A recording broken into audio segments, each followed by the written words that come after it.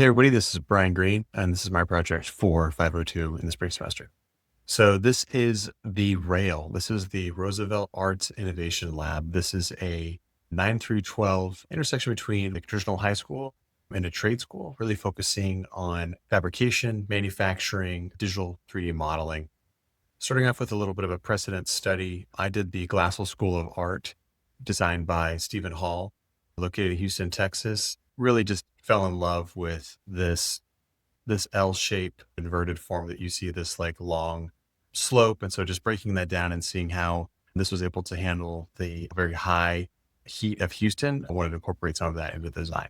Doing a breakdown of the environment, it's Phoenix, so it's hot and it's dry until it's not. Obviously, it has a little bit of a rainy season, but overall, it is going to be very hot. So just looking at kind of what the sun hours are and what the daylight potential, I knew I was going to settle pretty well and quick on that L shape.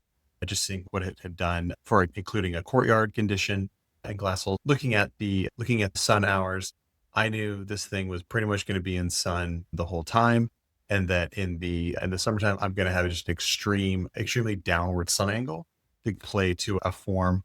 And so coming into an inverted pyramid, you typically seen. I'm here in Dallas, so we have a Dallas City Hall.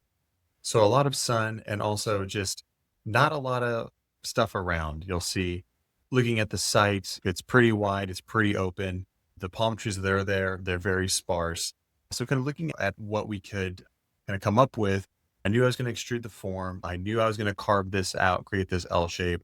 But looking at just going straight up and vertical and only being on 28,000 square feet, I wanted to make sure I could include the larger manufacturing spaces. And I knew that I was going to have a pretty substantial form. So I wanted to start to flare out some of those edges just to make sure that as I started to get to the top, that I wasn't running out of room. Also just looking at the overhead, just carving out some of those spaces for drop-offs on each side, I think was crucial. I started to include a design that took on this adjacent lot. I took this adjacent lot and also included a parking lot to help satisfy some of the structures. I didn't want to get too high. I had a max of something like 60 feet. So I just knew that moving as, so I knew that moving up, but also being able to take on what additional spaces I had relevant to the site was going to be super crucial. Moving to the program. So we're basically divided into collective, learning, and community. So there are publicly accessible spaces. We have artist and resident studios, as well as a forum. And then everything in red you'll see is shared by the students. And then the blue is just dedicated classroom space. It was important to me that the circulation for kind of each user persona, whether that be teachers, support, students, or parents, they all had at least one dedicated exit. And you'll see from the east here, we have students. From the west, we have teachers and the public if they need to access this forum space. But as we move up, you'll see everything kind of moves from public to private or more shared space, so that the rooms are getting smaller in size and also smaller in class number. So the forum is one of our largest spaces. And then we start moving into these smaller rooms that are kind of tall. The idea being that like, as you're moving through the program or through your kind of high school, that you're spending more time in the labs and less time in school and less time in the class. Like I said before, you'll see as we move front to back or south to north, I wanted things to be very public at the front and very, looking at our floor plans here, I wanted the front, right, or the south to be I wanted it to be very, if this is loud, then back here is not, meaning obviously tools and things going on, but the amount of frenetic energy starts very high at the south. And as we go down, as we move north, it was quiet. But as we move up, that gets less and less. So not only does that work north and south, but it also works up and down. So you'll see that like a lot of the shared spaces are through here. And then also just wedging the faculty, admin, kitchen spaces in the back. That was crucial. I just didn't want that to impede in the traffic flow, knowing that was like always going to be a fulcrum. That was a destination you're moving into. So coming with my final shape, the rail logo takes its inspiration from this inverted pyramid. We're only at 20 degrees. So looking at precast panel, some sort of like rain being condition was, I think, crucially, Dallas City Hall is like 34, and it's pretty stark, right? And looking at the east and west elevation, just finding these opportunities to not only just break up the form and not have it feel super strong, but also creating these vertical circulation tubes, these vertical circulation cores to just really allow equal space. I didn't want it to be too far as an ingress or egress point. So technically, we've got steel columns and beams that are spread laterally over a poured concrete foundation. Got a mat foundation to really just spread out all of that weight.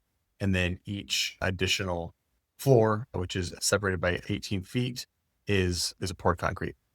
Looking at how I could make the building work for itself, having a heavy thermal mass for me was, I think, a benefit. I know in Phoenix, just even looking at some of the buildings on, you see a lot of second skin, you see a lot of vertical fanning. And I wasn't opposed to that. I just kind of want to see what a different option was. So bringing in that kind of self-shading technique, the high thermal mass, but then also using the vertical circulation for convection towers was crucial. And then kind of the happy accident, or maybe it was planned, was this self-shading. So basically at any point in time, basically going on from like noon to 4, depending on whether it's March or middle of June, that this courtyard pretty much sees a decent amount of shade. So the idea was maybe a reflecting pool, some sort of shallow natural ventilation, not only to capture that rainwater that kind of overflows from the pool, but also just capture some of that evaporative cooling, because we get so much wind coming from the southwest and the southeast, and also the northwest. Breaking down a section here, my concern with doing precast panels at an angle was that they were going to be too heavy. So finding there are like concrete fiber conditions, there are concrete fiber specifications I wasn't super familiar with. And so kind of educating myself on was a bit of a learning curve, but fun nonetheless. But ended up finding a specification that I could hang off of a angled steel beam that not only gave me the weight to hold that thermal mass, but would also act as a rain screen, but would also give that fretted appearance.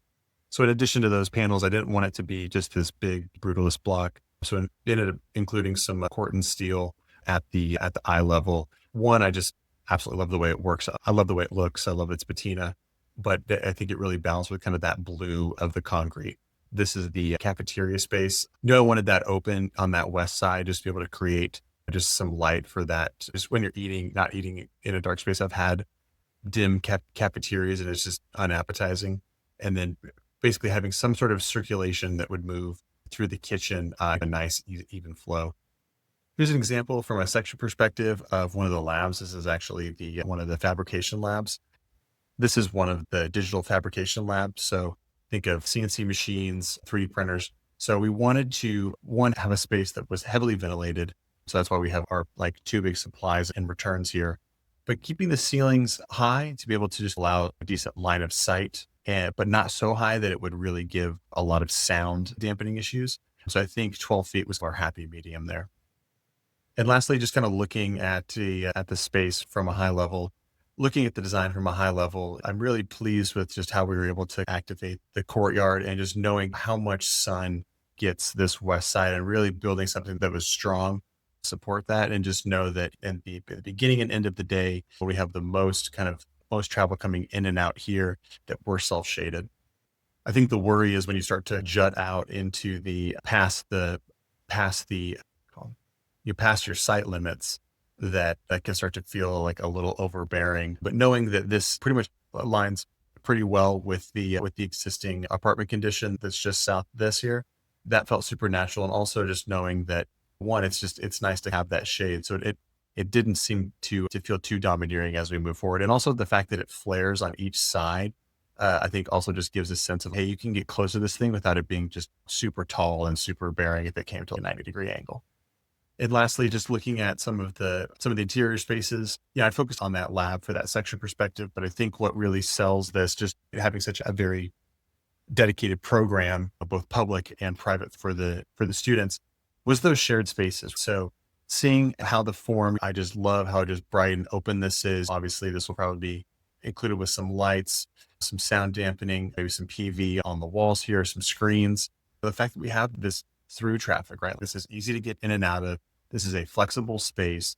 Every space was meant to be as flexible as possible. I didn't make the idea of getting tied into things, but also just having these wide open walkways. Everything always hugs. All of the circulation favors the east side. And that was intentional. In the morning, we want to see access to light.